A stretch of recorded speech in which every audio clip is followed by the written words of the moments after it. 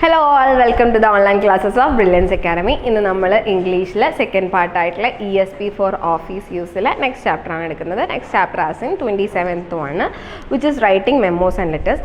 ശ്രദ്ധിക്കുക, ഇത് നിങ്ങൾക്ക് TMA സെഷനിലാണ് കൊടുത്തിട്ടുള്ളതെങ്കിൽ നമ്മൾ ബൈഫർക്കേഷൻ വന്ന ക്വസ്റ്റ്യൻ്റെ മോഡലിൽ ഇതിൽ നിന്നുള്ള ക്വസ്റ്റ്യൻസ് കണ്ടിട്ടുണ്ട്. അപ്പോൾ അതുകൊണ്ടാണ് ഞാനിത് പറഞ്ഞിരിക്കുന്നത്. ഇന്ന് നമ്മൾ ഈ ഒരു ചാപ്റ്റർ ഡിസ്കസ് ചെയ്യുന്നത്. ഓക്കെ, അപ്പോൾ നോക്കുക, writing memos and letters. Memos എന്ന് പറയുന്നത് മെമ്മോറാൻഡമാണ്. അപ്പോൾ എന്തൊക്കെയാണ് ഇതിൽ നിന്നുള്ളത് നോക്കുക. അപ്പോൾ ഫസ്റ്റ് പറയുന്ന കാര്യം എന്ന് പറയുന്നത്, ഒന്ന് ജസ്റ്റ് നോക്കിയാൽ മതി, TMA ഉള്ളതാണ്. പക്ഷെ വന്നതോട് കൂടിയിട്ട് നമുക്ക് ലെറ്ററൊക്കെ എന്തായാലും എനിക്ക് എക്സാമിന് വരുന്നുണ്ട്. ഓക്കെ, അപ്പോൾ ഫസ്റ്റ് പറയുകയാണ് എന്താ, റിട്ടൺ കമ്മ്യൂണിക്കേഷനിൽ in office is meant as much as for record as for reference. Office അല്ലെങ്കിൽ ബിസിനസ്സിൽ നടക്കുന്ന റിട്ടേൺ ആയിട്ടുള്ള കമ്മ്യൂണിക്കേഷൻ, അതായത് നമ്മൾ എഴുതിക്കൊണ്ട് എന്തെങ്കിലും ആക്കിയിട്ടുണ്ടെങ്കിൽ അതൊക്കെ അവരെന്ത് ചെയ്യും, റെക്കോർഡായിട്ട് സൂക്ഷിക്കും. എന്തിനു വേണ്ടിയിട്ട്? ഭാവിയിൽ എന്തെങ്കിലും റെഫറൻസിന് വേണ്ടിയിട്ടാണ് പറയുന്നത്. അങ്ങനെയുള്ള ഓഫീസിലുള്ള രണ്ട് ഇമ്പോർട്ടൻറ്റ് റിട്ടേൺ കമ്മ്യൂണിക്കേഷൻ ആണ് ഏതൊക്കെയെന്ന് പറയുന്നത്, മെമ്മോസും ലെറ്റേഴ്സും. ഏതൊക്കെയാണ് ഓഫീസിൽ നടക്കുന്ന റിട്ടേൺ കമ്മ്യൂണിക്കേഷനുള്ള മെമ്മോസും ലെറ്റേഴ്സും ആണെന്നാണ് പറയുന്നത്. അതിൽ ആദ്യത്താണ് നമ്മൾ നോക്കുന്നത് എന്താണ് മെമ്മോ എന്നുള്ളത്.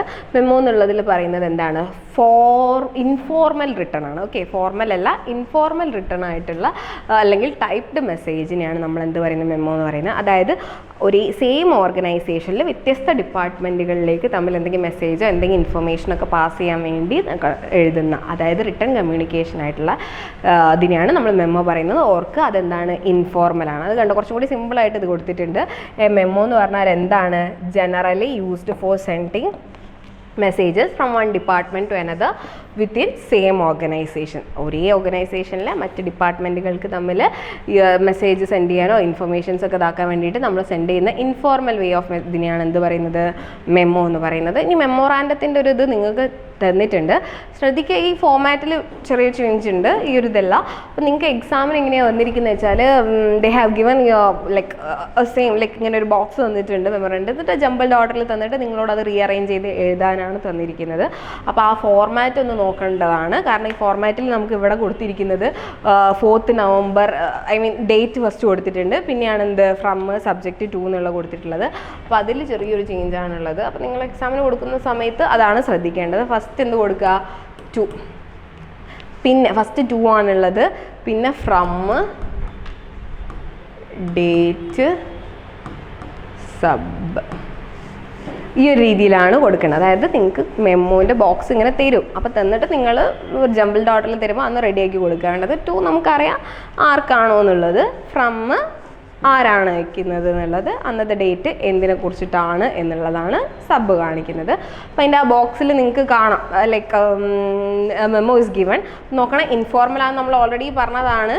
ആൻഡ് ആ ഒരു ഡെസിഗ്നേഷനും കാര്യങ്ങളൊക്കെ കൊടുത്തിട്ടാണ് താഴെ തന്നിരിക്കുന്നത്. കണ്ടോ, പെട്ടി വരയ്ക്കുന്ന സമയത്ത് ആര് എന്ത് എന്നുള്ളതൊക്കെ താഴെ കൊടുത്തിട്ടുണ്ട്. അപ്പോൾ അതൊന്ന് നോക്കി പോയാൽ മതി. ആ ഫോർമാറ്റ് ഒന്ന് നിങ്ങൾ ഓർത്ത് വെക്കുക. പിന്നെ താഴെ കൊടുത്തിരിക്കുന്നത് എന്താണ്, short form of memorandum is memo. Memorandum എന്നതിൻ്റെ ഷോർട്ട് ഫോം ആണ് എന്ത് എന്ന് പറയുന്നത്, മെമ്മോ എന്ന് പറയുന്നത്. പിന്നെ പറയാണ് ഓഫീസ് മെമ്മോ. ഓഫീസിൽ ഉപയോഗിക്കുന്ന മെമ്മോസ് എന്ന് പറഞ്ഞാൽ എന്താണ്, നെയ്തർ ലെറ്റേഴ്സ് നോ നോട്ടീസസ്. അത് കത്തുമല്ല നോട്ടീസുമല്ല. ഓർത്ത് വെക്കുക, മെമ്മോ എന്തല്ല, കത്തുമല്ല നോട്ടീസുമല്ല.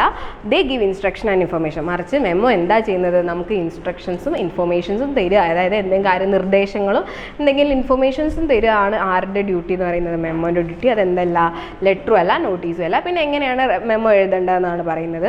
അപ്പോൾ ആദ്യം നമ്മളോട് പറയാണ്, state the subject clearly and precisely. എന്താണോ കാര്യം എന്നുള്ളത് വ്യക്തമായിട്ട് കൊടുക്കുക എന്നുള്ളതാണ് പറയുന്നത്. മെയിൻ മെസ്സേജിലേക്ക് നേരിട്ട് കിടക്കുക. പിന്നെ ഷോർട്ട് ആൻഡ് സിമ്പിൾ ആയിരിക്കണം നമ്മുടെ സെൻറ്റൻസസ്. പിന്നെ ഡയറക്റ്റ് സ്റ്റേറ്റ്മെൻറ്റ്സിന് നമ്മൾ പേഴ്സണൽ പ്രൊനൗൺസ് എടുത്ത് കൊടുക്കുക എന്നാണ് പറഞ്ഞിരിക്കുന്നത്. എൻ്റെ ഒരു എക്സാമ്പിൾ നിങ്ങൾക്ക് താഴെ കൊടുത്തിട്ടുണ്ട്. അതായത് ഇപ്പോൾ ഒരു ചെയർമാൻ എന്തെങ്കിലും ഓർഡർ പാസ് ചെയ്യാൻ എന്തെങ്കിലും പറഞ്ഞിട്ടുണ്ടെങ്കിൽ അത് അദ്ദേഹം പാസ് ചെയ്യിപ്പിക്കുക അദ്ദേഹത്തിൻ്റെ PA കൊണ്ടിട്ടായിരിക്കും. അപ്പോൾ അങ്ങനത്തെ കേസസിലാണ് പറഞ്ഞിരിക്കുന്നത്. പിന്നെ മെസ്സേജ് എന്ത് ചെയ്യണം, പോയിന്റ്സ് ആക്കി മാറ്റണം എന്നാണ് പറയുന്നത്. പിന്നെ മെസ്സേജ് വലിയ ലെങ്തി ലോങ് പാരഗ്രാഫ് ആക്കിയൊന്നും കൊടുക്കരുത്. കാരണം നമ്മൾ വായിക്കുന്ന ആൾക്ക് അത്രത്തോളം സമയം ഉണ്ടാവണമെന്നില്ല, ബിസി പേഴ്സൺ ആയിരിക്കാം. അതുകൊണ്ട് തന്നെ ഷോർട്ട് ആക്കിയത്, ബ്രീഫ് ആക്കിയതാണെന്നാണ് പറഞ്ഞിരിക്കുന്നത്. ആൻഡ് അതാണ് ഒരു ബോക്സ് കണ്ട് അവിടെ കൊടുത്തിട്ടുണ്ട്. ഇതേപോലെ ജംബിൾഡ് ഓർഡറിലായിട്ടാണ് നിങ്ങളെ പുതിയ ബൈഫിക്കേഷൻ വന്നതിലുള്ളത്. അപ്പോൾ ഒന്ന് നോക്കണം കേട്ടോ. അപ്പോൾ തെറ്റിച്ചെന്നിട്ട് അതും കറക്റ്റ് ആക്കാനായിരിക്കും ഉണ്ടാവുക. പിന്നെ അടുത്താണ് ലെറ്റർ ഓഫ് കംപ്ലയിൻറ്റ്. നമുക്ക് എന്തായാലും എക്സാമിന് വരുന്നതാണ് എന്ത്, ലെറ്റർ എന്ന് പറഞ്ഞാൽ തീർച്ചയായിട്ടും നിങ്ങൾക്ക് ലെറ്റർ എഴുതാണ്ടാവും. അപ്പോൾ ലെറ്റർ എഴുതാണ്ടാവുന്ന കേസാണ് ഇവിടെ പറയുന്നത്. കത്ത് എഴുതുന്ന സമയത്ത് ലെറ്റർ ഓഫ് കംപ്ലയിൻറ്റ് പറയുമ്പം we often have we often have to write letters of complaint to various organisation. ബിസിനസ്സിൻ്റെ ഓർഗനൈസേഷണൽ കേസിലാണെങ്കിൽ സ്വാഭാവികമായിട്ട് അവർക്ക് കത്തിടപാടുകൾ നടത്താണ്ടാവും. അതിൽ കംപ്ലയിൻറ്റ് ലെറ്റർ വരിക എന്നുള്ളതും സ്വാഭാവികമായിട്ടുള്ള കാര്യമാണ്. അപ്പോൾ നമ്മൾ ലെറ്റർ ഓഫ് കംപ്ലയിൻറ്റ് ഡ്രാഫ്റ്റ് ചെയ്യുന്ന സമയത്ത് എന്താണ് നമ്മുടെ കംപ്ലയിൻറ്റ് എന്നുള്ളത് വ്യക്തമായിട്ട് നമ്മൾ എഴുതിയിരിക്കണം എന്നാണ് പറയുന്നത്. പിന്നെ അതുപോലെ തന്നെ B polite without blaming anyone, അല്ലേ? ഒരു മനഃപൂർവ്വം ചെയ്തതൊന്നും ആയിരിക്കത്തില്ല. അപ്പോൾ അതുകൊണ്ട് തന്നെ നമ്മൾ എന്ത് ചെയ്യണം, ഇനി അഥവാ ആണെങ്കിൽ തന്നെ നമ്മളത് കാണിക്കാത്ത രീതിയിൽ ഭയങ്കര പൊളൈറ്റായിട്ട് കുറ്റപ്പെടുത്തിക്കൊണ്ടല്ലാത്ത രീതിയിലുള്ള ഇതിൽ ആയിരിക്കണം നമ്മൾ എഴുതേണ്ടത്. പിന്നെ നമ്മൾ സ്വാഭാവികമായിട്ടും അത് എഴുതുന്ന സമയത്ത് ഒരു കംപ്ലയിൻറ്റ് നമ്മൾ കൊടുക്കുന്ന സമയത്ത് അതിന് റെലവൻ്റ് ആയിട്ടുള്ള ഡീറ്റെയിൽസ് നമ്മൾ കൊടുക്കണം, അല്ലേ? എന്തിന് ഏത് എന്നൊക്കെ ഉള്ളത് കൊടുക്കണം. പിന്നെ അതുപോലെ തന്നെ നമ്മൾ കംപ്ലയിൻറ്റ് എടുക്കുമ്പോൾ നമ്മൾ അവരിൽ നിന്ന് തിരിച്ചെന്തെങ്കിലും പ്രതീക്ഷിക്കുന്നുണ്ടാവുമല്ലോ. എന്തെങ്കിലും ഇപ്പം നമ്മൾ ഓൺലൈൻ ഷോപ്പിംഗ് ഒക്കെ നടത്തുന്നവരാണെങ്കിൽ ജസ്റ്റ് ഇൻ കേസ് ഒരു എക്സാമ്പിളായിട്ട് പറയണം, നമ്മൾ ചിലപ്പോൾ റീഫണ്ട് ആയിരിക്കും, അല്ലെങ്കിൽ എന്തായിരിക്കും ആ സാധനം പ്രൊഡക്റ്റ് മാറ്റി കിട്ടാനായിരിക്കും വേണ്ടി ആക്കാനായിരിക്കും ഉദ്ദേശിക്കുന്നുണ്ട്. അപ്പോൾ ലൈക്ക് അപ്പോൾ അതുപോലെ നമ്മൾ എന്താണ് ആ കംപ്ലയിൻറ്റ് നടത്തുമ്പോൾ അവരിൽ നിന്ന് പ്രതീക്ഷിക്കുന്നത് എന്നുള്ളതും കൂടി സ്റ്റേറ്റ് ചെയ്യണം. അപ്പോൾ അതുപോലെ തന്നെ ലെറ്ററിൻ്റെ ഫോർമാറ്റ് നിങ്ങൾക്ക് അറിയാം, മാറിയ ഫോർമാറ്റ് നിങ്ങൾക്ക് അറിയുമെന്ന് ഞാൻ കരുതുന്നു. എന്തായാലും നമുക്കറിയാം എന്താണ് ഒക്കെ ഈ മാർജിൻ സൈഡിൽ തന്നെയാണ് കൊടുക്കേണ്ടത്. പക്ഷേ ഡേറ്റ് ഇവിടെയല്ല വരിക, മറിച്ച് എവിടെയാണ് ഫ്രമ്മിൻ്റെയും ടൂവിൻ്റെയും നടുവിലാണ് എന്ത് വരുന്നത്, ഡേറ്റ് വരുന്നത്. അപ്പോൾ ഫ്രം, അത് കഴിഞ്ഞിട്ട് ഡേറ്റ്, അത് കഴിഞ്ഞിട്ടാണ് ടൂവും പിന്നെ സബ്ജക്റ്റും വരുന്നത് കേട്ടോ. ഓർത്ത് വെക്കുക എപ്പോഴും ലെറ്ററിൻ്റെ ഫോർമാറ്റ് ഒക്കെ ഈ മാർജിൻ്റെ സൈഡിലാണുള്ളത്. ഓക്കെ, ഫ്രം, ഡേറ്റ്, ടു, പിന്നെയാണ് എന്ത് വരുന്നത്, സബ്ജക്റ്റ്. പിന്നെ അത് കഴിഞ്ഞിട്ട് നമ്മൾ മാറ്റർ എന്ത് ചെയ്യാണ് കൊടുക്കുകയാണ്, എന്താ പ്രശ്നവും കാര്യങ്ങൾ എന്നുള്ളതും എന്താണ് നമ്മൾ അവരിൽ നിന്ന് പ്രതീക്ഷിക്കുന്നത് എന്നുള്ളതും കൊടുക്കുക. അങ്ങനെയാണ് നമ്മൾ എന്ത് ചെയ്യുന്നത്, ലെറ്റർ എഴുതുന്നത്. എന്തായാലും എക്സാമിന് ലെറ്റർ വരും. ഓക്കെ, പിന്നെയാണ് അടുത്തത് ലെറ്റർ ഓഫ് എൻക്വയറി. നമ്മൾ എന്തെങ്കിലും കാര്യത്തിനെ കുറിച്ച് അന്വേഷിച്ചത്, ഇപ്പോൾ നമ്മളൊരു പ്രൊഡക്റ്റ് ഒരു സ്കൂളിൽ സംബന്ധിച്ചിട്ടാണെങ്കിൽ നമ്മൾ കുറേ ബുക്കിന് ഓർഡർ കൊടുത്തിട്ടുണ്ട്, ആ ബുക്കിൻ്റെ എന്തായി, പ്രിൻറ്റിംഗ് ഒക്കെ കഴിഞ്ഞോ, പിന്നെ നമ്മൾ കുറച്ച് എഗ്രിമെൻറ്റിലേക്കൊക്കെ എത്തും. അതായത് ഈ സമയത്തിൻ്റെ ഉള്ളിൽ നമ്മളെന്താണ് കിട്ടണമെന്നോ ഇല്ലെങ്കിൽ അതിനനുസരിച്ച് ഫൈൻ വരുന്നോ ഉള്ള എഗ്രിമെൻറ്റും കാര്യങ്ങളൊക്കെ ഉണ്ടാവും. അപ്പോൾ അതൊക്കെ വരുന്നതാണ് എന്ത് പറയുന്നത്, ലെറ്റർ ഓഫ് എൻക്വയറി എന്ന് പറയുന്നത്. അതിൻ്റെ ഒരു എക്സാമ്പിൾ കൊടുത്തിട്ടുണ്ട്, ഓർത്ത് വെക്കുക. ഡേറ്റ് എവിടെയാണ് വരിക, ഫ്രമ്മിൻ്റെയും ടൂവിൻ്റെയും നടുവിലാണ് വരിക, അല്ലാതെ ഇവിടെയല്ല. ഓക്കെ, ഇവിടെയാണ് ഡേറ്റ് വരിക കേട്ടോ. അങ്ങനെ അതിൻ്റെയും കൊടുത്തിട്ടുണ്ട്. അപ്പോൾ അതിൻ്റെ കൊടുക്കുന്ന സമയത്ത് നിങ്ങൾക്ക് കാണാം ഫ്രം കൊടുത്തിട്ടുണ്ട്, അതിനുശേഷം ഡേറ്റ്, ടെക്സ്റ്റ് ബുക്കിലുള്ളതല്ല, നിങ്ങൾ ഓർത്ത് വെക്കണം കേട്ടോ. അത് നോക്കി പോയിട്ട് അങ്ങനെ തന്നെ തെറ്റ് എഴുതി വെക്കരുത്. From, date, to, subject, reference കൊടുത്തിട്ടുണ്ട്. റെഫറൻസ് ഉണ്ടോ, നമ്മൾ ഏതിൽ മുമ്പ് അയച്ച ലെറ്ററോ കത്തുകളൊക്കെ ഉണ്ടെങ്കിൽ അത്. പിന്നെ അതിന് ശേഷം നമ്മൾ എന്ത് കൊടുത്തിട്ടുണ്ട്, സർ എന്ന് പറഞ്ഞിട്ട് എന്താണ് മാറ്റർ എന്നുള്ളത് ഫോളോ അപ്പ് ചെയ്ത് കൊടുത്തിട്ടുണ്ട്.